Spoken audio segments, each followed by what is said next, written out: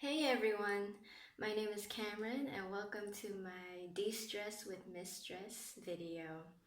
Now this type of video is therapeutic for me because I tend to stress a lot, and the best way for me to express my emotions and the frustrations that I'm facing is by doing these kind of videos where I talk about what's stressing me out and how I'm managing.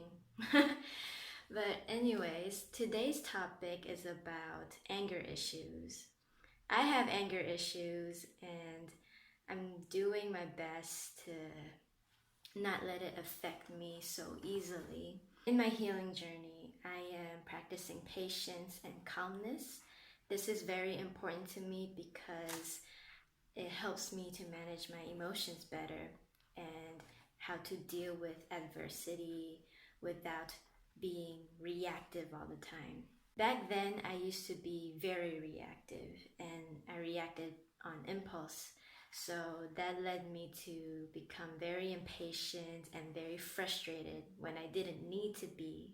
Now I am much more better. I'm feeling a lot more calm and chilled than I used to be. And I'm learning to just focus on the present more often. I was watching this short video on YouTube. It was a snippet from the Joe Rogan's podcast featuring Jason Wilson. And his guest, Jason, he said something about anger that really struck me. Yeah, I strongly related to what he was saying. And he said, uh, anger is not a bad emotion. It is only bad if you allow it to make you do bad things. When he said that, I had to have a moment with myself because I understand what he was saying and I was experiencing a similar thing. He also mentioned that he would punch walls when he argued with his wife, and some things that his wife said will trigger him, and he would punch a hole in the wall like that. I don't know, not like that, but yeah, you get it. And that's the part where I also related to because I was the same way. I used to punch walls like this. Oh, fuck. Okay. Sometimes I also threw objects that are not easily breakable or do a lot of damage. Like I would throw a pillow, books, my rolling ball. I would throw this ball. I use this ball to massage the soreness out of my muscles. Yeah, you can't, it doesn't break, but I would throw really hard. However, it was not a very good habit to have, and I had to stop myself. I had to check myself, and I was at a point where I was telling myself, Cameron, stop it. Stop doing this stupid thing that you do when you get angry. But the inspiration for this video was from my recent argument with my mom. I don't want to go into much detail, but basically she yelled at me. She yelled at me, and when it comes to my parents, I love my parents very much, and my mom, being a very Asian mom, she yells at me. She yells at me a lot. Even when she's just talking normally, it sounds like she's yelling to me, and I just don't like it. I really don't like it. When my mom yelled at me, she yelled at me at the worst time possible because I was going through premenstrual syndrome, which is a week before you have your period. Women in this case tend to become very moody and very irritated. And I was very moody and very irritated, as well as low on energy. And then even the smallest things annoyed the hell out of me. So I tried my best to be calm, to chill, and just not let it affect me. I rested when I needed to. I was by myself when I needed to. When I started talking to my mom about something, and the whole conversation led to her yelling at me, and I just lost it. I lost my shit. I lost my shit and I was crying. I just didn't want to do anything with her anymore. When I mean anymore, I mean I didn't want to do anything with her for the next 3 days after she yelled at me. After those 3 days, my mom did her best to make up with me because she knows what she did. But, she wouldn't apologize. Asian moms don't apologize. They do it by asking you to eat dinner, or if you're hungry, have you showered yet? Just basically checking on you. On one evening, my mom asked me to join her for a walk so I can get some fresh air, knowing that I was stressing out if I stayed too long in this house or even in my room. 10 minutes into the walk, I lost it again.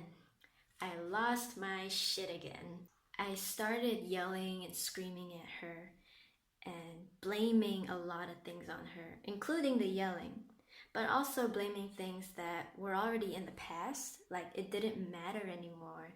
But the worst part for both me and my mom was that I did this in public, thankfully in another neighborhood, because if I did it in our neighborhood, if I yelled and screamed at her in front of everybody, like the neighbors that know us, I would be kicked out of this house immediately. I have to find a new home.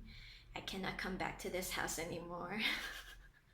I was more pissed about my mom knowing that she knows I was going through, or I was about to have my period. But I also brought up a lot of things that didn't matter as well, and I threw it at her just like that.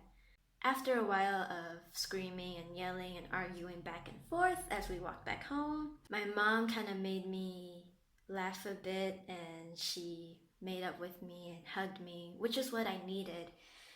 I needed affection. I think when women are having their premenstrual syndrome, we may need more affection and just like having the people that we love and care about rub our backs. I don't know, but that's my viewpoint. When I calmed down after we made up, I felt so bad. My mom did not deserve any of the crap that I was giving her that evening. I kind of like slapped myself on the forehead, like, Cameron, what the F are you doing? You're supposed to be better than this. You are better than this. I kept telling myself that, like, why are you bringing this all up just because you're about to have your period? And I said, yeah. But the point of that story is I let anger get the best of me, and it made me do things that I shouldn't have done, especially if it's towards the people that I love. In this case, it's my mom. That's my story for today, and I just want to say that if you're angry, please think about why you're angry and think about if it's worth getting angry over. Because usually it's not. Most of the time, it's not even worth it. But I do have to admit that sometimes you will have bad days. And sometimes the people that do piss you off are the people around you.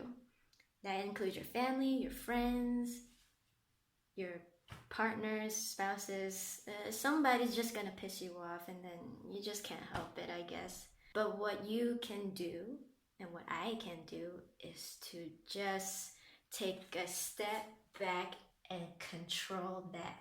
And also remember that there are people that do care about you, that do love you and support you. And sometimes they may say things without any intention to do so, to trigger you, that it will trigger you. There's one more thing I like to mention as well, is that when I made it with my mom, we both had a, mature adult conversation about why I felt that way, why I said those things again when they shouldn't have been brought up anymore. And we understood each other. She understood me very well. She knew I was about to have my period, but she's a woman too, and when women and women fight, we both get crazy. I realized I wasn't mad, I was just resentful for so many things. And I was also being resentful towards people who probably have never done me wrong. Anyways, I hope you enjoyed my story for today's De Stress with Mistress. And most importantly, forgive yourself. You have to forgive yourself and be accepting of your flaws. Don't beat yourself for being a certain way when it comes to your flaws. Like I said, be kinder to yourself, forgive yourself, and be accepting of yourself. And practice a lot of self love. I'll see you guys in my next video and have a great day.